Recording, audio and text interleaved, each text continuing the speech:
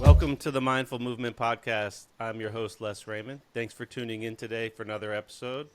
I am super excited to have Michaël Bijker back on the Mindful Movement Podcast. Michaël, thank you for joining me. Thanks for having me again, Les. Wonderful, wonderful. You were one of our first guests on the podcast back in 2020. I remember I took your breathwork certification course, which was a pivotal point in my breathwork practice, and got so much value out of it. Just so much value. Very grateful to have gone through that process and for the work that you've put in creating that. And also, recently, I feel like I've fallen out of the practice and miss all those benefits and moments on the mat. And I wanted some fresh inspiration and also a little fresh education, and thought who better to bring onto the podcast to educate myself and bring the audience along for the ride than you. So thank you for taking the time to do it. Wonderful, wonderful. Let's do it. Let's make it an inspiring talk together, and get back on the health and connection mode again, to stay connected with our true selves. Now, you're in Portugal and you hold like retreats and different live sessions there, and then you have a lot of online courses, such as the one that I've taken. That looks like a really cool setting back there. Just saw an animal while walking behind you, and it looks like you are subject to, you have a little visitor, a little fly floating around giving you trouble, I see. Hopefully the fly settles down and lets you engage here.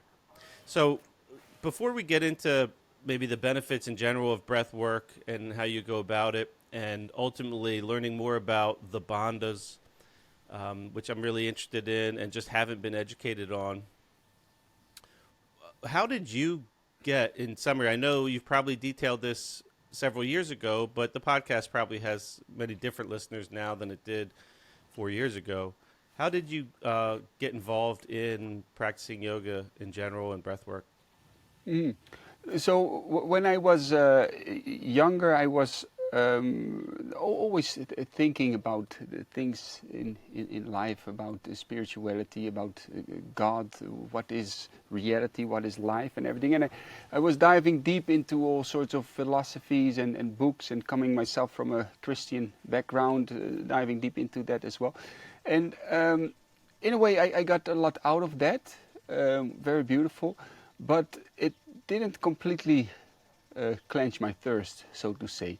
And I needed something more practical, not just to know things with the mind, but more to really experience the truth, so to say. That, and then I realized that the truth is not really just a story about reality, or a nice idea, or a nice philosophy, or a nice piece of text, but the truth can only be directly experienced. And how to get myself into that state to be able to experience it, I recognize, was through all these techniques of meditation, mainly in the beginning. But in the beginning I had a bit of trouble with meditating to keep the mind still, and it became sometimes almost like a bit of a frustrating experience, because I tried to still a restless mind. And I noticed that if you do some techniques before, like doing some breath work, like doing some asana yoga practice and all that, then it's a lot easier to bring the mind into stillness and to go with your awareness beyond the mind, so to say, and to go deeper within. So then I started to dive also deeper into this. And another thing that I had in my life was skin issues. I suffered a lot from eczema, and there was another part. So on the one hand, on the spiritual, mental side, there was a thirst that was clenched by doing the actual practices. But on the physical side also, I was suffering from certain ailments like eczema, skin problems. And then also the doctors said like, oh, you put some cream on it, and you put cream on it for some months or some years, but the skin actually gets more thin and thin by the creams that I was given. Then I was even giving medication for it because my whole skin was just completely flared up with eczema. And then I also realized, well, you can try to treat it from the outside with creams or medication, but there's something deeper that I have to work on here. And then I also saw that I had to, on a deeper level, go to the root of the problem, which was that I had a very restless and unstable mind, and with that, a restless and unstable energy system, nervous system, which caused all this flaring up of the body.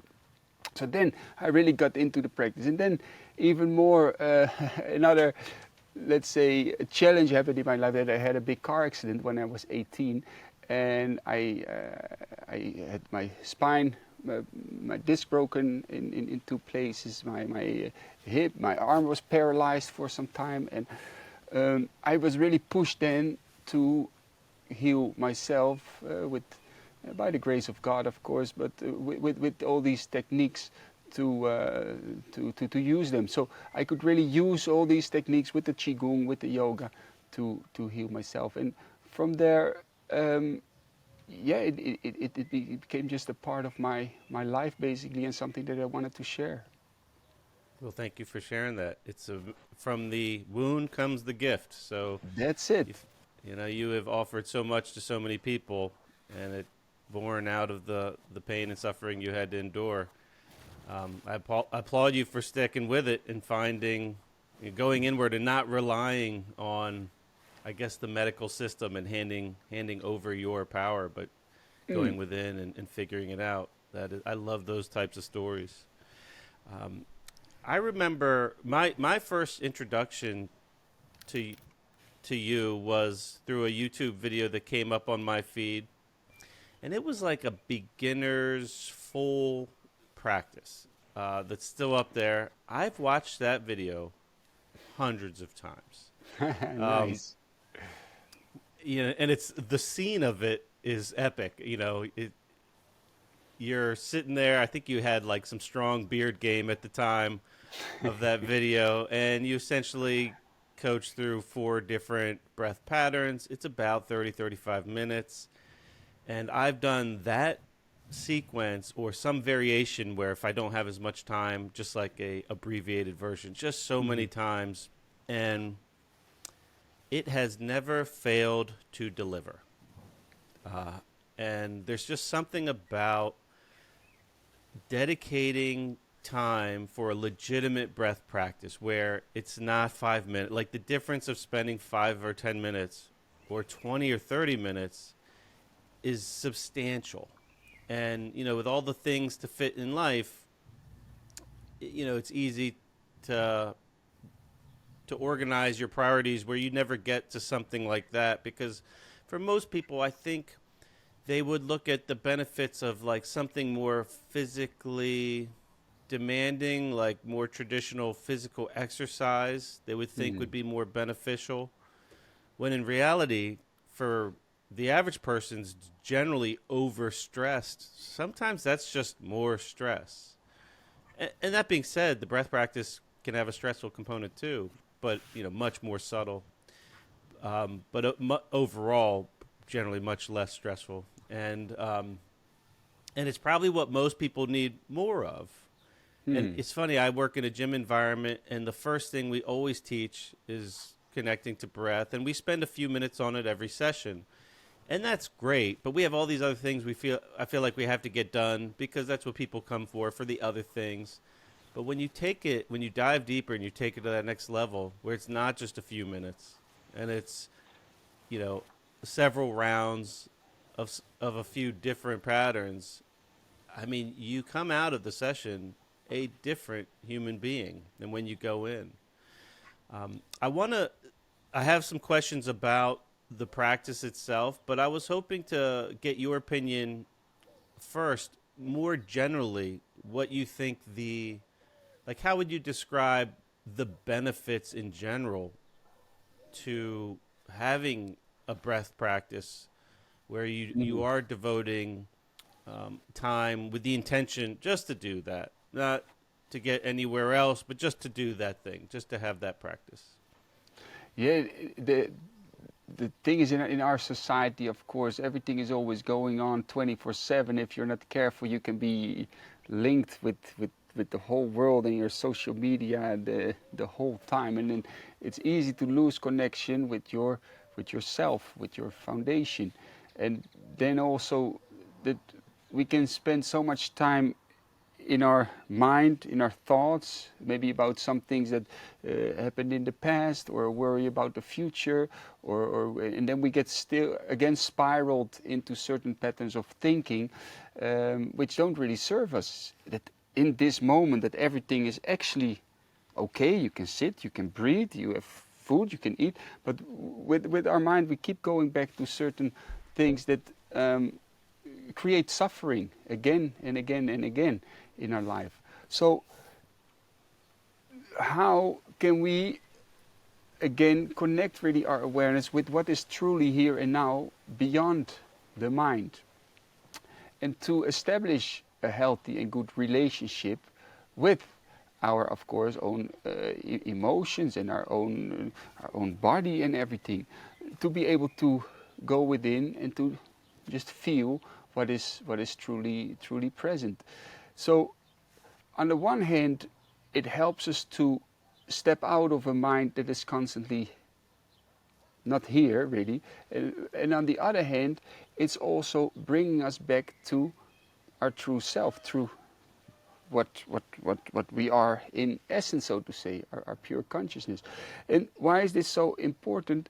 Because the more we take a little moment, even if it's just 10 minutes, or even if it's just 5 minutes, or just a couple of breaths, to recognize, okay, right here, right now, it's all okay.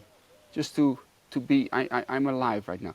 If momentarily we make little mini breaks for our mind to step out of certain patterns of thinking and feeling and go into a state of pure presence, that becomes more and more our natural habit pattern of feeling and thinking.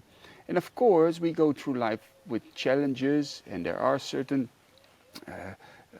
challenges that come up in our daily life. And of course, there are certain emotions that need to be resolved and everything.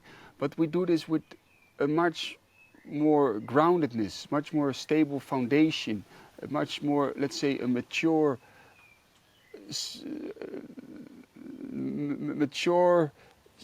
wise spirit attitude, if you know what I mean. And of course, it's got all the physical benefits as well of having a more calm nervous system. Your heart rate is more optimized. Your breathing patterns are more optimized during the day. It really helps to heal all sorts of disease. There's many research has been done about this, how meditation and breathwork has all sorts of physical benefits. But I think much more important than the physical is the mental, because with some people maybe the body is in a very healthy optimum state and they can run marathons and everything is fit and they're strong, but if your mind is not in a good state, if your emotional system is not in a good state, you're still suffering. Yeah, for sure. It's interesting, you mentioned as you practice, essentially whatever you practice grows stronger, and you alluded to the idea of you become, I guess, more calm in your response to the life situations, and that's a really important aspect. I mean, I know it wasn't that long ago where I was in general just way more quick to react Mm-hmm. to all the things in life that I didn't like, that that were against my expectation or my desire, in such a immature way. Like you mentioned, you get more mature. Like I was essentially being immature about how I would react and lash out and maybe project some personal insecurity onto somebody else or whatever. And as you practice that stillness and that, going inward and that peacefulness, you become more peaceful, not just physically how you feel, but the way you approach those things, and you could respond to the ups and downs of life with a little bit more skill. Um, it also, like, Absolutely, yeah.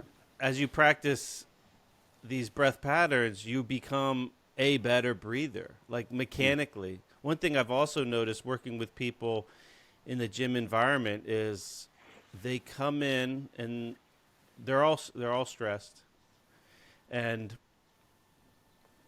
their breath mechanics are just so wonky. Like they're so locked in on this compensatory strategy that they use to take air in. And the air you're taking in is the rhythm of your life.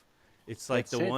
it's the one constant you have from when you arrive to when you die, and it dictates so much, and it's unique in that it'll run in the background, but also we could take over from the autonomic system that's keeping us alive, and we can manipulate it. But when you get someone that comes, they go right from school right to college, high stress, even though they're having fun, then they get thrown into the work environment.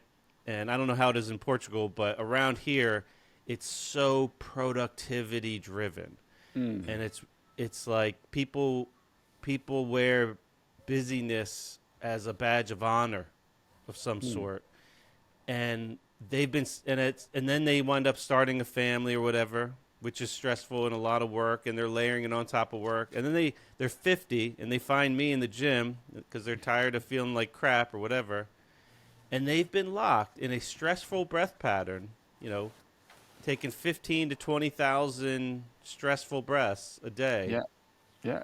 for 25, 30 years. No, that's it. That's it. And then sometimes they expect you to fix it in a couple of sessions, maybe, right? Yeah. A pattern that's built up for 20, 30 years of a stressful living, stressful thing that went all in every cell of the body, basically, reflect back, and then looking for somebody else to fix. But it's great that you then can give, of course, the techniques for themselves to work with and to work on optimizing again their energetic Boy, if I states. could fix it in one session, think of what you could charge people. How about Yeah. what a business model. Um, Yeah. yeah, and I definitely changed my approach the after taking your. Even though I had already been practicing and I've already been coaching some basic breath stuff, but when I took your instructor breathwork instructor course, I felt like I had so many more tools in the toolkit Yeah, to help wonderful. people, Yeah, yeah, and it was fun, even though we were only spending a few minutes because we had so much other stuff to do in the session. It was nice to have people just taste a little exploration of like a different breath pattern, and I would only do one at a time, whereas in your sessions they're generally multiple, which I want to get into a little bit.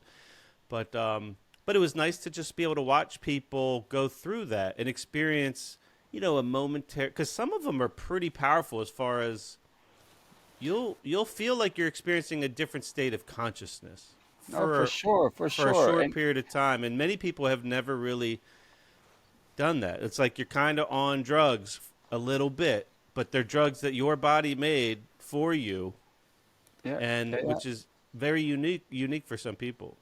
But that little moment of a shift of awareness, that instead of the awareness always in the mind and always thinking about what is next, I still have to do this, to shift the awareness back inward and to recognize that there is already a sense of peace, that people can just sit for a moment and they feel like, hey, I already feel at ease. I already feel at peace. And this creates a big shift also in their whole awareness, that they recognize like, okay, I can already feel at peace here and now. I don't have to first accomplish this and accomplish that and do this and do that.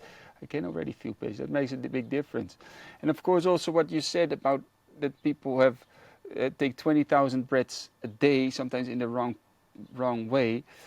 Um, because their whole nervous system is just in such a high active overdrive state that the breathing is very short and not deep. Sometimes the diaphragm is completely locked up because of all the stress and they don't breathe properly, deep into their lungs. So the whole exchange of carbon dioxide and oxygen is off, basically, which creates even more stress as a response in the body. So sometimes people look very much about the perfect diet and looking on every package what they eat, and which is, of course, a good diet is essential, don't get me wrong, and drinking enough water, of course, very good also. But you can be without food for about 40 days. You can be without water for about 5 days. But try stop breathing for 10 minutes and tell me how you go. So the breathing is fundamental, it's essential. If your breathing is not proper, is not right, then the whole foundation of your being is not right. So therefore, it's so important to work on the breath. Yeah, for sure. It's funny you mentioned, it's not funny, you mentioned like people being able to experience that peace as if almost you're reminded that it's already there. That's it. And it's as if not only do we forget that it's there, but it's like we commit to forgetting that it's there. You mentioned CO2 a moment ago, and one thing I wanted to have these other things I want to talk to. We'll get to those next, but one thing that is very common I notice, people come in and they're taking so many breaths per minute, let's say. And the first thing I try to do is have them shine a light on that. Like, be aware, follow the breath, watch it, be an observer to some extent, and just present the option, the idea of taking fewer breaths. Like, what would that be like? And slowing down and just watching them organically try to figure out how to slow that down. Can you refresh the relationship of the rapid breathing and the gas exchange? Like, just to get a little technical for a second, the relationship between carbon dioxide and oxygen and how it relates to that rapid breathing, because I think it's generally counterproductive. Like, it's counterintuitive when people hear it. Because most people think if you're not getting enough, you want to breathe more, breathe faster, get more oxygen in you. But it's the opposite, isn't it? Yeah, there just has to be the right balance, because the thing is, of course, if you breathe way too less, then of course there is not enough oxygen in the body to function properly. But the funny thing is, if you breathe more, sometimes people think then I bring more oxygen into my body and then I will oxygenate my body more, which is not the case at all. Because if you overbreathe you breathe more than you need, basically, then you are also gassing off, you're releasing too much carbon dioxide. And carbon dioxide is actually needed for the hemoglobin to release the oxygen into the cells. So in the red blood cells, the hemoglobin, they are traveling through the body, they pick up the oxygen in the blood, but they need to release it, and that's partly because of the acidity level in the blood. And the acidity level in the blood is determined by the level of carbon dioxide in the blood. So if the acidity level is very low, if the blood is very alkaline, then the oxygen kind of stays stuck on the hemoglobin. It cannot be released in the cells. And if there's lots of carbon dioxide, if there's a high acidity level, then it releases easier. This is called the Bohr effect. So basically, by having an optimum state of acidity and not too alkaline but also not too acidic, then the oxygen is being released very easy into the cells. And the funny thing is that if you breathe normal, if you breathe properly, the blood is already saturated for about 97-98% with oxygen. You can increase it maybe to 99%. Maybe if you do really 20 minutes of full hyperventilating, maybe you can bring it to 100%. But the difference is super small when you overbreathe. The carbon dioxide level, though, goes very much down if you hyperventilate for some time. So there is actually no more oxygen released in the cells. Another important thing for this is, with the level of CO2, the acidity level in the blood, it also determines contraction or dilution. So that either your veins in your whole body, they start to contract when there's low acidity, when the blood becomes very alkaline, and it starts to open up when the blood becomes acidic, when there's high levels of CO2. So meaning that if you do hyperventilation, sometimes people think, then I bring a lot of oxygen in my body. They hyperventilate, the oxygen level goes up maybe just 2%, maybe 3%, but because of this Bohr effect, that there is very low level of acidity, blood becomes alkaline, the oxygen cannot be released in the cells, and all the veins and all the capillaries and everything start to contract. So there's actually less blood flow around the vital parts, around the brain, for example. So then people start to space out. They start to get dizzy, or sometimes even faint, because you're actually depriving the brain of oxygen. So the opposite happens actually. And sometimes people say, oh, you get high because of the oxygen. No, you get high because of the lack of oxygen, that people start to sometimes faint or space out. Now, it has its own benefits, don't get me wrong. It's not like you should not do hyperventilative practices, but don't do it up to a level that you feel you're almost fainting. But to bring your blood into a very alkaline state for a moment, that's very good.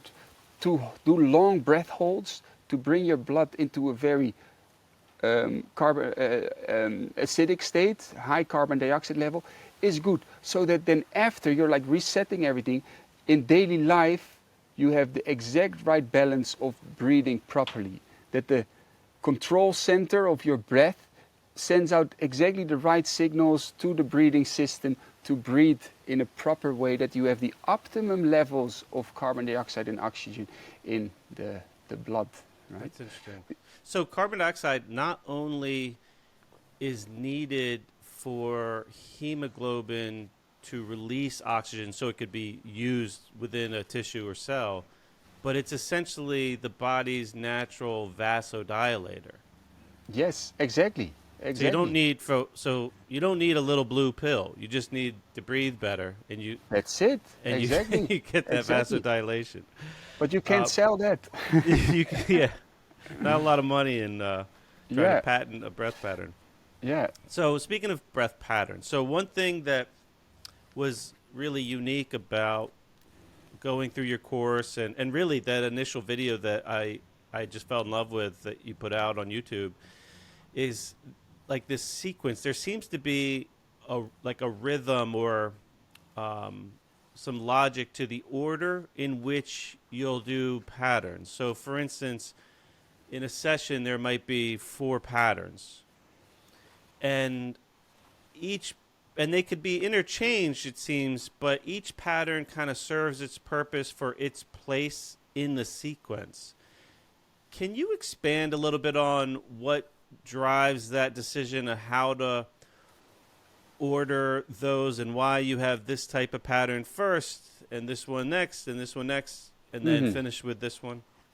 Yes, for sure. By the way, I just let the fly now go on my face because you're very calm with that fly jumping on your face right now. So for the viewers and listeners, this is evidence of the benefits of breath work and meditation and yoga. You could be in the middle of an interview, have a fly all over you, and be cool as a cucumber, like no big deal. If people get irritated by the fly, then I would highly recommend, also by the fly that's now on my face, then I would highly recommend doing some breath work. That will help.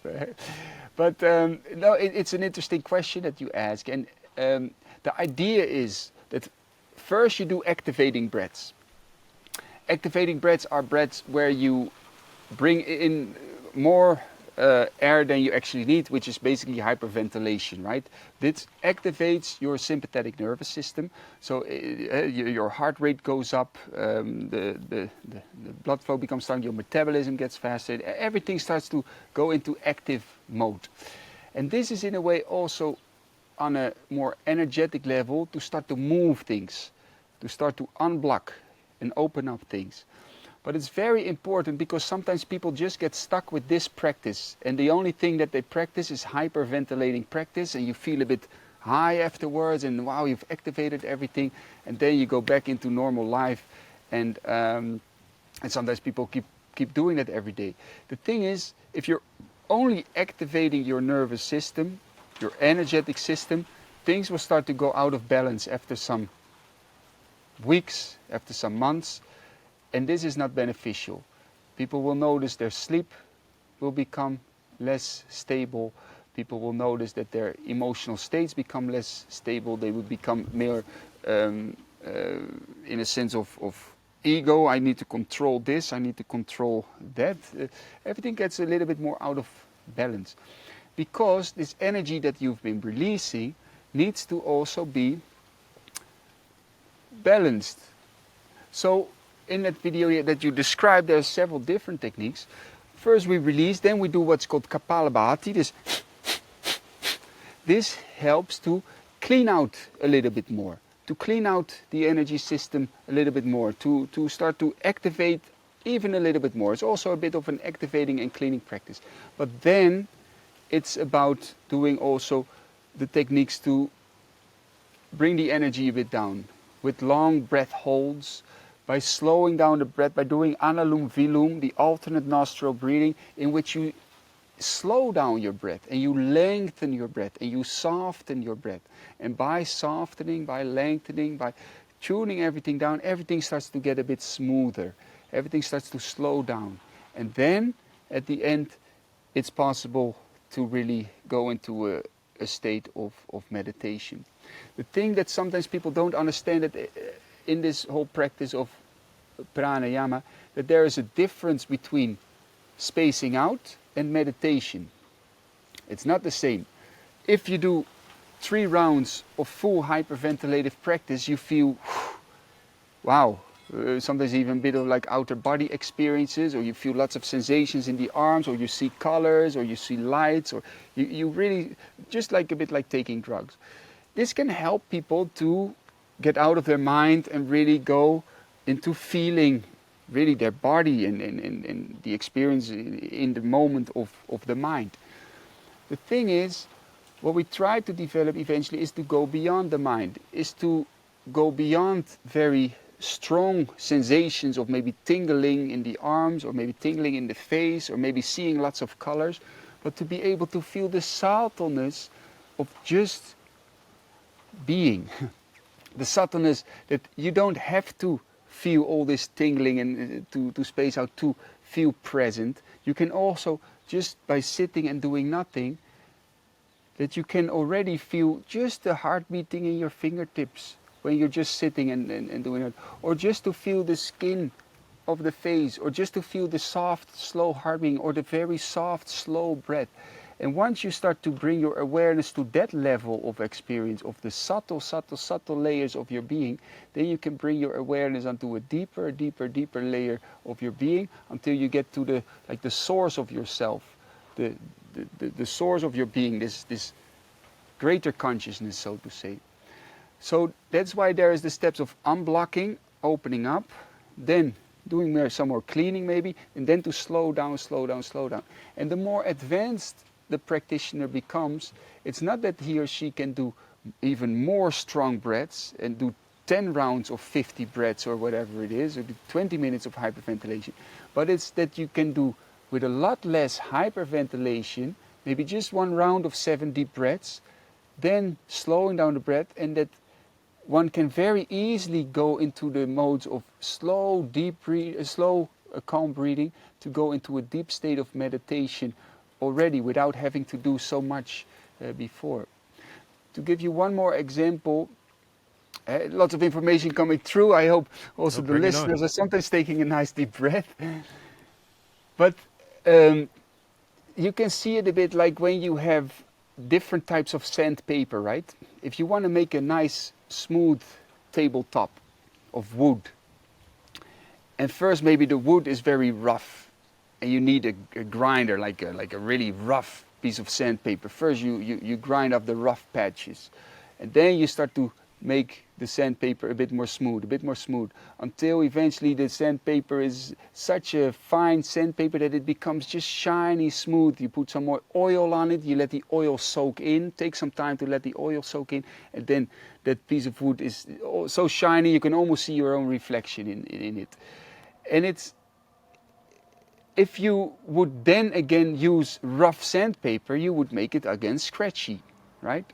So that's why if people start to do this practice a lot, like every day, eventually you don't need to do so much of the rough sandpapering anymore. You can just already start doing the smooth sandpapering, and maybe eventually it will already be quite smooth and shiny. You just have to put a bit of oil on it, meaning just very, very super soft breathing, just letting the breath happen without activity, letting it soak in, so that people can go right into a state of just looking into that shiny image of life, of presence, of just being. That is a fantastic analogy with the sandpaper. I've never heard that. I might steal that one, Mikhail. That is fantastic. Wonderful, wonderful. Well, and share the knowledge, yes. and it resonates. I remember in my more regular practice, like that first breath pattern in that video. I think it's called. Is it Bastrika? I might be botching it. Where you are doing that mild hyperventilation, but just like a little dose of it. I remember it would produce these really long natural exhales that I could easily go for a minute plus, essentially with a breath hold or just a really slow exhale. And then after a while, I would just do, like, at any time, I could do like 5, sometimes even like 3 vigorous inhales and then be right there.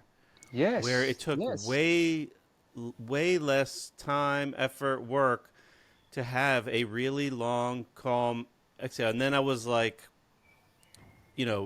my nervous state had a shift, and then I could just leave it there, or I could move on to something else. But I remember it taking a lot less to get from from starting point to that initial, like, breakthrough moment where, okay, now you've arrived. Now you're in your practice. Yes, yes, And yes. that's interesting. I love that. I am a amateur woodworker, so I really resonate with that analogy.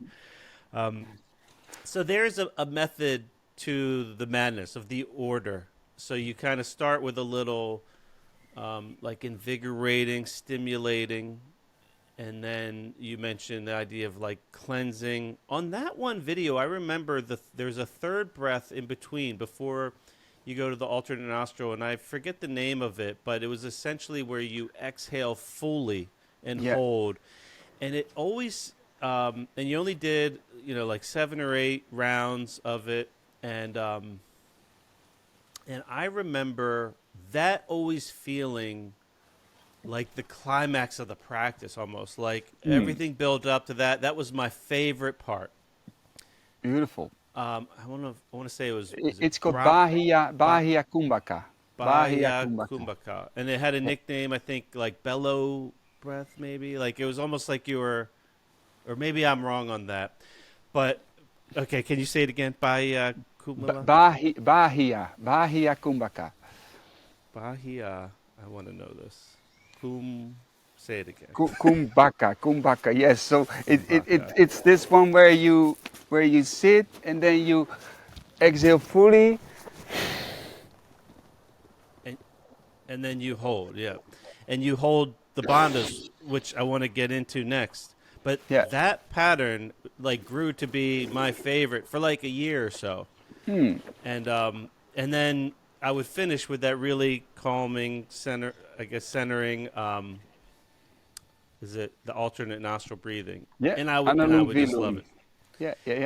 I have a real short story sidetrack before I get into the Bandhas, but that alternate nostril breathing, I also had a history of eczema, and it flared up really bad for a couple years, and I was trying everything. And along the road of trying everything, I found a local clinic that had this program where it was like a membership program, and you could go and get different treatments. It was like an integrative health place. And one of the treatments I got for several months was a weekly neurofeedback thing where I would sit at a computer and they would put headphones on and they hooked up all these sticky things to my brain. And I would watch this video of and it was trying to retrain the brain to get out of a stress state. And I would watch this kaleidoscopy stuff while listening to music. And it did this very interesting thing. It had this mechanism where it was mapping out the activity in your brain, and there was a sweet spot of the activity, meaning the relationship of how much delta waves and alpha waves and theta waves and beta waves, and it was they were looking for them to be organized in a certain way. And if it read that your brain was jumping out of certain parameters, the music would glitch for a millisecond, just enough to get your attention to bring yourself back. It was very interesting. But at the end of the session, this guy would come in and set me up. It was like a half hour, and then he'd come in afterwards, and he would show me the results, and the brain activity would be tracked. And there was always this lopsided thing where you'd have more activity on one side of the brain. And it was substantial delta. The difference between one side and the other was very obvious. And it was usually the same side. And once in a while it would be the other side, but it was never even. And then one day I tested it, and I did for a half hour, I did the alternate nostril breathing, thinking I'm crossing hemispheres of activity in my brain. And sure enough, after the session, the guy came in, and it was locked dead even. Wow. And I was telling him what I did, and he was very interested in this stuff, and it was like a big experiment for him because he's seen thousands of brain maps during this process. And I remember thinking, I think that's what people mean when they say get centered or be centered. This is it. It's this is a modern scientific-y way to provide evidence, or to show that, where everybody kind of knows innately when they feel kind of balanced, centered, whatever. But it could also sound kind of flaky or woo-woo. But it was I had hard evidence here. I had a machine reading my brain electronics activity. Yes. And it was literally showing me being balanced after doing a ancient, balancing or centering breath practice. Very, very wonderful to hear. Was cool. And it's great. But more and more science is catching up with all these things, right? And the science is showing. But this is fantastic that you saw directly the scientific results of a simple act of just alternate nostril breathing. And I think for a lot of people, when they hear the word pranayama or alternate nostril breathing, or anulum vilum, sometimes even alarm bells start to ring and they think oh, this is that hocus pocus stuff or something like that. But luckily everything is getting more and more into science, and there's research is being done with it, and that people can show here, look, it's real, it does work. And then people go oh, well, if the science says so, then I'm willing to try it, right? So this was one of the reasons I wanted to have you on, to get a little education on the bandhas. Now, a moment ago when you were starting to demonstrate that one, I'm not going to be able to say it, kumbhaka. Bahia kumbhaka. Yes, Okay. exactly. Yes. I saw that you were doing that hold where you essentially sucked in your torso to some extent. So bandhas are clearly an integral part of pranayama, and I guess they're locks refers to. Can you give us the Bandha 101, like the intro to what they are and why they're used? So the yogic practice, it is of course I believe that the whole body is one system of energy, and it is, of course. We only see nowadays, we measure the electric signals that are flowing through the body, but it's of course also the chemical energy that is in the body, and this whole accumulation of all the energies in the body. One can say like that's like prana, that's like a life force, because electric energy just by itself, and there's no life in it, is just electric energy. But in the body, with a certain intelligence behind it, it becomes a life force, a life energy, or chemical energy with the reaction of glucose and oxygen in every cell, constantly combustion, little explosions almost are taking place in the body. That's a life force, a life energy behind it. So this prana. And there is this flow through the body constantly, and especially through the spine. That's like we see also in modern science, just that the nervous system, all these nerves, they come together, they go through this highway of nerves through the spine. So that's also believed that the prana, the life force, also flows through there. And there's different energy centers, different energy points. And one of the important energy points is like at the root of our the root chakra, mula bandha. And then there's different chakras in different places, for example also around the belly, but also the heart. We have a lot of nerves coming together around the heart, around the belly, the digestive system. They call this in modern science also your second brain, because there's so many nerves coming together there. It's like a bundle of nerves, just like the brain. And around the throat are thyroid glands, of course, our brain. So all these different places where it's like a little bundles of nerves coming together, or on a subtle level, little bundles of where the prana system has their crossings, or their how would you say, where a lot of them come together. So what we try to develop with all these techniques is to make everything flow without any blockages. But we go through life and we feel that sometimes if we have a certain emotion, that our heart area starts to tense up physically. We feel that's really tensing up, or our diaphragm gets really tensed up and we don't breathe properly. Or sometimes people feel that you start to frown, or you get headache if you are too much in your mind, or if you're feeling not connected, not rooted at your lower belly. So all these different points in our nervous system, but also in our pranic system, they have to be opened and cleaned so that all the life energy can flow good. All the emotions, there's no overactivity in some parts of your energetic system, and no underactivity, that everything is balanced and good. So what we do with these bandhas and all the breathing in combination with all the breathing techniques is to, for example, to do some activating breaths, where we start to activate our whole nervous system, but also our pranic system, that everything starts to flow. But for a moment then we stop and we make a lock. For example, this root lock, mula bandha. And what we do, if we contract this area here, we make this lock, is for a moment we push that flow of energy more upwards.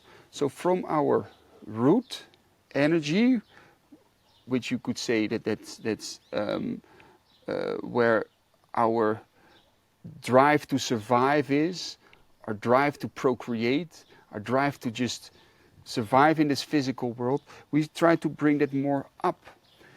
For example, more towards our heart. I'm sorry, Michaël. I don't want to stop you off, but you glitched out for about 20 seconds there.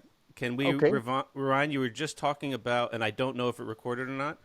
We'll fix this in editing if needed, but you were just talking about the Mula Bandha, the root lock, and Okay. how when you lock that, you're forcing or encouraging, I guess, the pranic energy to go up from there. Yes. And you Exactly. were Yeah. about to reference what that was related to, and you cut out. Okay. Okay. Now, so to get for a little moment again back to those different energy points, how they relate also to our emotional states. This is, I think, very important to understand that at the lower energy center, so to say, um, for example, Muladhara chakra, that is the place where the energy is of our intelligence to survive, so to say, to have our connection with this physical realm, to feel rooted. This is the area around. Also, if we look at the energy centers above it, around the belly, a reproductive system, that's all got to do with our connection with this physical realm. Because on a physical level, this is also where we take the nutrients of the food into the body.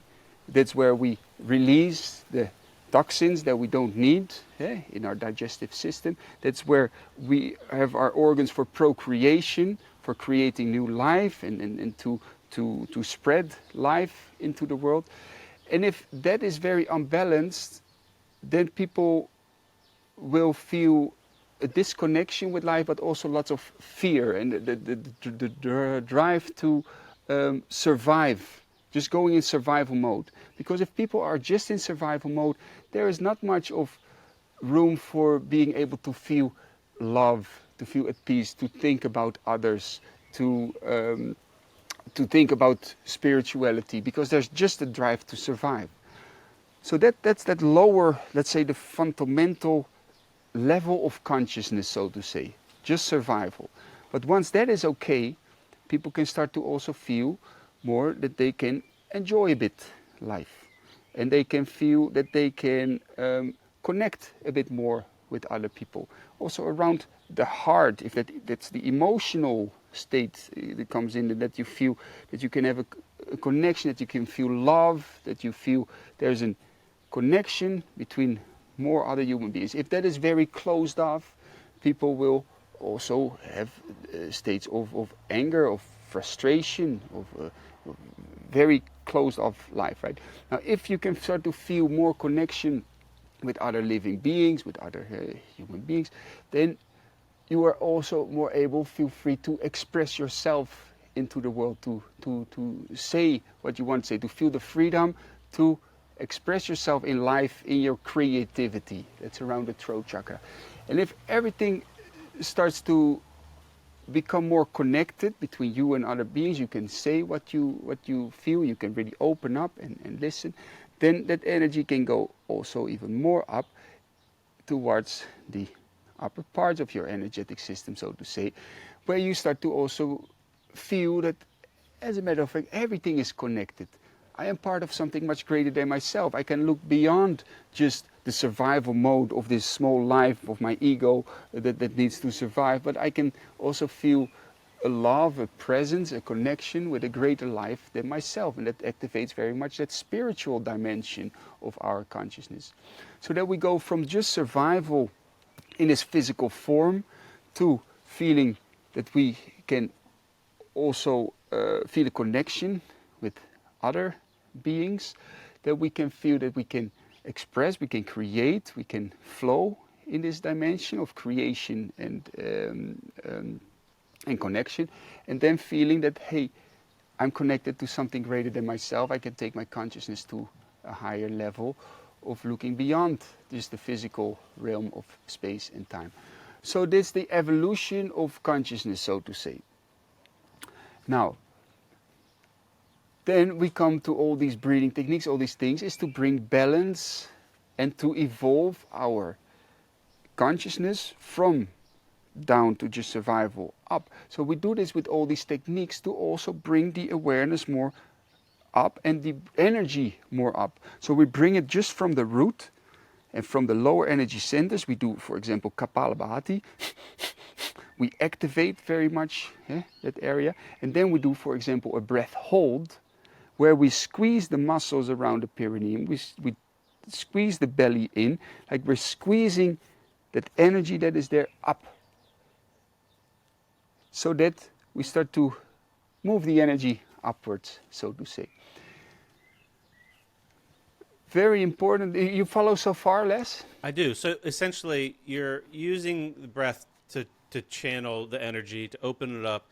The locks themselves, the bandhas, you're putting a lock to like emphasize that process, Yes. so that it can't flow the other way. It's like closing the valve so that to have a little bit more force in the direction that you desire of that energy. Is that Yes. what's So going on, or momentarily, it is like, you know what happens if you um, block for a moment a, a stream of water. The pressure starts to build up. The pressure starts to build up. It starts to overflow in some places. It's like a moment of purifying, and then when you release it, like poof, a flow of a lot of energy can flow through, and with that big flow, it takes all the impurities, so to say, out. So you create for a moment lots of pressure on that flow, and then everything can start to flow out, be cleared out after. So it's like partly bringing that energy up, but partly also to create a fresh flow of energy. And people will feel that after doing that you feel lighter, more clear, more just more clean in the energetic system. The mind is more clear, the emotions, everything is much more clear. And then you can sit in peace with the moment, with life, with yourself, and just sit like, now I feel purity within. I like them. Nice. It's like I like doing them. I like the experience, the feel I get. I just didn't really understand what the idea is to them. So that's interesting. So the analogy of a dam, like you're holding it up temporarily. So you're tinkering with the control dials a little bit. Yeah. I mean, just like when you do a breath practice itself, it's like, yeah, it can run on autopilot, but you could also take over the controls and then affect your physiology or mental or emotional state from it. So it's just another tool to tinker with the systems but ultimately you're still just working on this flow of energy, this pranic system to get it awake, moving, and limit interference, essentially. Yes. And on a physical level, when you contract the muscles around the perineum, you activate your prostate, you compress the internal organs, press old stagnant blood out of the internal organs, and then when you release again, new fresh oxygenated blood can flow through it. That's great physically also. Right. Also, this is one of the only in such a strong way technique to really stretch your diaphragm, to activate and stretch your diaphragm. And this is a very powerful thing also if the breathing patterns for most people is not right. And in the society that we live in nowadays, a lot of people hold so much tension that reflects back into the blockage of their diaphragm, not breathing properly. So this is also really good for doing that, right? So on a physical level, it's also super good. But on a more subtle level, it's the energy system. One more thing about this is that it also actually activates a certain part of the brain. If these different mudras, maybe, I can talk a lot about different mudras, but there's different ways of holding the fingers, which will, in a way, channel the energy also differently. But this is all very, very subtle.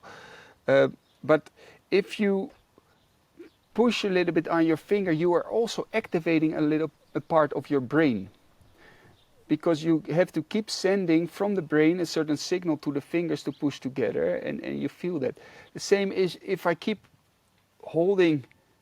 contracting the muscles around my perineum, around the mula bandha, I keep an activity at that part of my brain.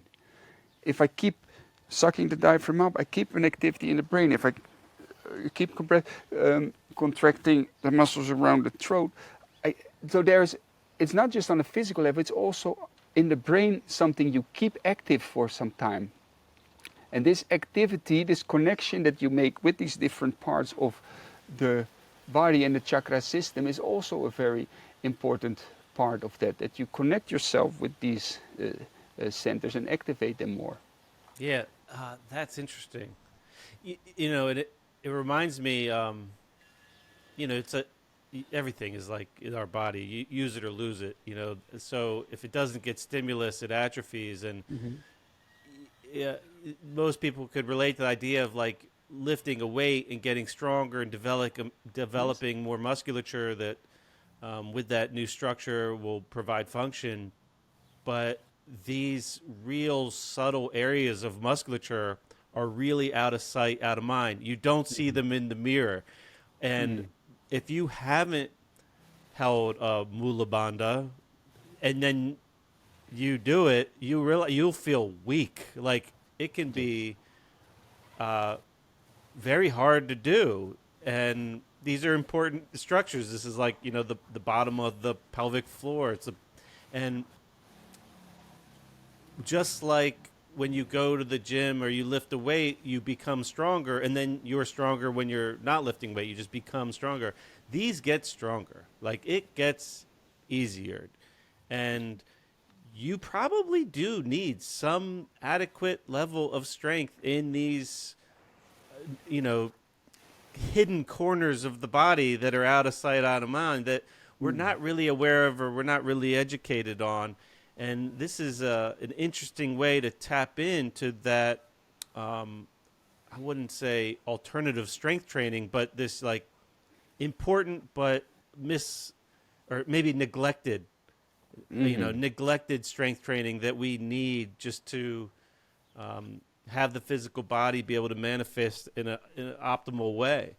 And I think most people are probably extremely weak in these areas, and that will be noticed when you go to practice it, especially for the first time, and you try to hold one of these, and it seems like it should be easy, and it's not.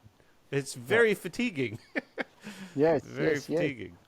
But yeah, like with everything, you do it a couple of times. Your body is such a beautiful mechanism. It adapts. It starts to grow muscles. It starts to create new neural connections towards those parts. In your brain, it starts to create new neural pathways to be able to do all these things. So you are in a great way the designer of your own energetic state, the designer of your own nervous system, the designer of your own mental and emotional state. So these beautiful techniques, they help us to take not just control of that, but also the responsibility that comes with it, and the deeper connection and knowledge of the intelligence that drives it. Yeah, I want to respect your time. I know wanted to keep this under an hour, and I'm a little over. You did allude to something that I want to learn more about. Maybe we could have you back on for round 3 one day to talk about the mudras and those different hand positions. That is also seems very fascinating, and I feel very uneducated on it and would like to learn more. I personally have tinkered with them, but I don't know what I'm doing. I'm like playing around, and I do notice there's something there, but it would be nice to learn more and be able to articulate that better. So I can't think of anybody better to teach us that than you. So Michaël, I want to thank you again for taking the time and being generous to come out onto the podcast and offer your teachings. When people want to learn more, is it yogalap.com the best place? So yogalap, LAP.com. Yes, LAP beautiful. stands Yoga for lab. Life Awareness Project, I think, if I recall. That's it. That's Okay. it, lad. Yes. No, fantastic. Yes, come have a look there, and hopefully,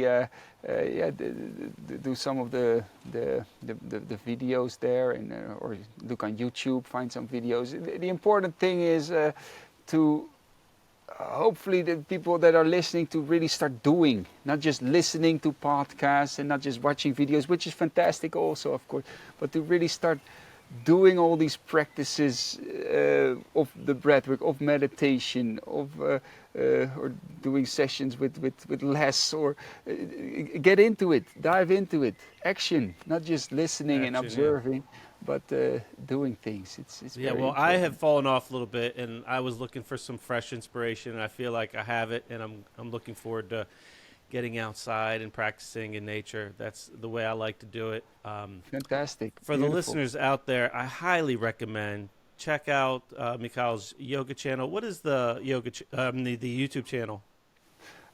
If you fill in my name, Michaël Bijker, then It'll come up. you'll Okay. find the channel. Lots Yeah, of free yeah. content out there to dip your toe in, give it a try.